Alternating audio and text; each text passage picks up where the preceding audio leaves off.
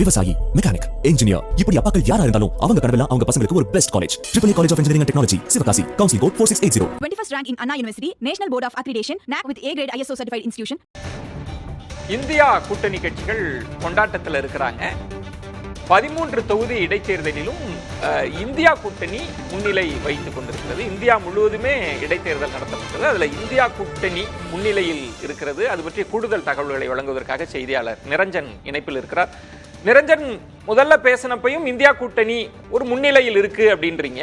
ஆனால் சில தொகுதிகள்ல மாறி மாறி இருக்கு, முடிவுகளை கணிக்க முடியல அப்படின்னு சொல்லியிருந்தீங்க. அடுத்த கட்டம் எப்படி இருக்கு?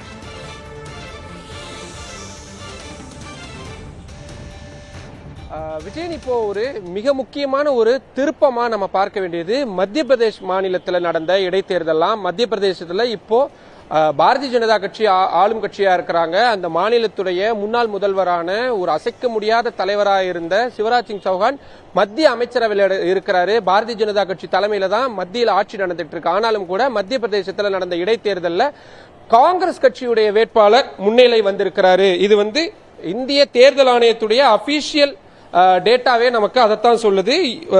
ஒட்டுமொத்தமா 13 தொகுதிகளில் கிட்டத்தட்ட 13 தொகுதியிலுமே இந்தியா கூட்டணி தான் முன்னிலையில் இருக்கிறாங்க. அதுல பீகார் மாநிலத்துடைய ரூபாவலி தொகுதியில மட்டும்தான் ஆளும் கட்சியா இருக்கக்கூடிய நிதிஷ்குமாருடைய ஐக்கிய ஜனதா தளம் கட்சி சற்று முன்னிலையில் இருக்கிறாங்க. ஆனாலும் கூட ராஷ்டிரிய ஜனதா தளம் உடனடியாக மேல வராங்க. ரொம்ப வாக்கு எண்ணிக்கை ரொம்ப சொற்பமான எண்ணிக்கையில தான் இருக்கு.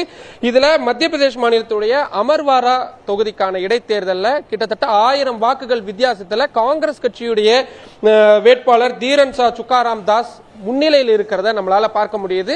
ஒரு அரை மணி நேரத்திற்கு முன்னாடி வரைக்கும் ஒட்டுமொத்தமா 13 தொகுதிகளில் கிட்டத்தட்ட 11 தொகுதிகளில் இந்தியா கூட்டணி முன்னிலையில் இருந்தாங்க. பாரதிய ஜனதா கட்சி தலைமையிலான தேசிய ஜனநாயக கூட்டணி 2 இடங்கள்ல முன்னிலையில் இருந்தாங்க.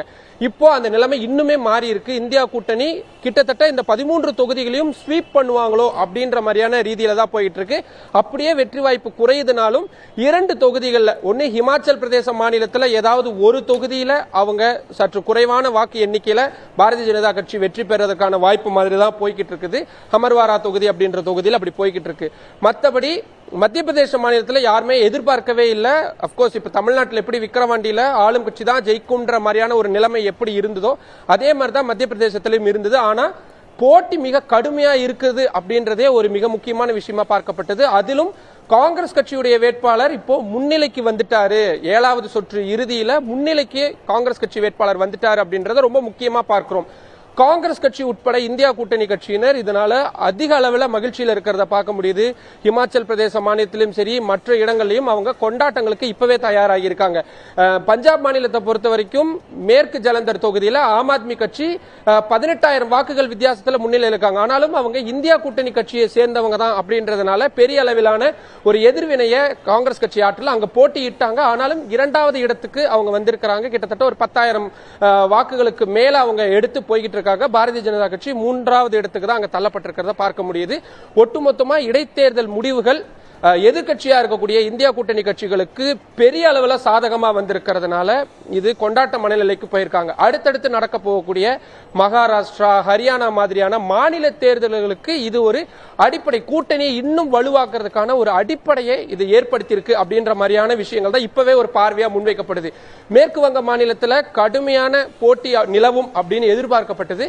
ஆனா ஆளும் திரிணாமுல் காங்கிரஸ் கட்சி ஒரு மாதிரி கிட்டத்தட்ட ஸ்வீப் மாதிரியே போயிட்டாங்க. 3 தொகுதிகளில் அவங்களுடைய வாக்கு வித்தியாசம் 10,000க்கு மேல போயிருக்கிறத நம்மளால பார்க்க முடியுது. அதனால அந்த மாநிலத்திலையும் திரிணாமுல் காங்கிரஸ் கட்சியினரும் கொண்டாட்டங்கள்ல தொடங்கி இருக்கிறாங்க. தேசிய ஜனநாயக கூட்டணி ஒரு தேர்தல் முடிஞ்ச ஒரு 2 மாதங்களுக்கு பின்னாடியே நடக்கக்கூடிய இடைத்தேர்தல்களில் 7 மாநிலங்கள்ல 13 தொகுதிகளுக்கு நடைபெறக்கூடிய இந்த இடைத்தேர்தலில் அவங்க ஒரு மாதிரியான கணிசமான ஒரு வெற்றியை எதிர்பார்த்திருந்தாங்க. அது இல்லை, அது கிடைக்கல அப்படின்றத நம்ம பார்க்க வேண்டியதா இருக்கு. இதுல மிக முக்கியமான விஷயம், பாஜக ஆளும் மாநிலங்கள்ல கூட அவங்களுக்கு தொடர்ச்சியா பின்னடைவை சந்திச்சுட்டு இருக்காங்கன்றதுதான் ரொம்ப முக்கியமானதா நம்ம இந்த இடத்துல சுட்டிக்காட்ட வேண்டியதா இருக்கு. விஜயன், நன்றி நிரஞ்சன். இந்த இடைத்தேர்தல் பல முடிவுகளை நமக்கு காண்பிக்கிறது. சில இடங்கள்ல கடுமையான போட்டி இருப்பதையும் நமக்கு முடிவுகள் சொல்கிறது. இன்னொன்று ஆளுங்கட்சி தான் இடைத்தேர்தலில் வெற்றி பெறும் அப்படின்ற சூழலும் மாறி இருப்பதையும் நீங்கள் சுட்டிக்காட்டுறீங்க. பொறுத்திருந்து பார்க்கணும் இறுதி முடிவு எப்படி வருகிறது அப்படின்னு. விவசாயி, மெக்கானிக், இன்ஜினியர், இப்படி அப்பாக்கள் யாரா இருந்தாலும் அவங்க கனவெல்லாம் அவங்க பசங்களுக்கு ஒரு best college. AAA College of Engineering and Technology, Sivakasi. Counseling code 4680. 21st rank in Anna University, National Board of Accreditation, NAC with A grade ISO certified institution.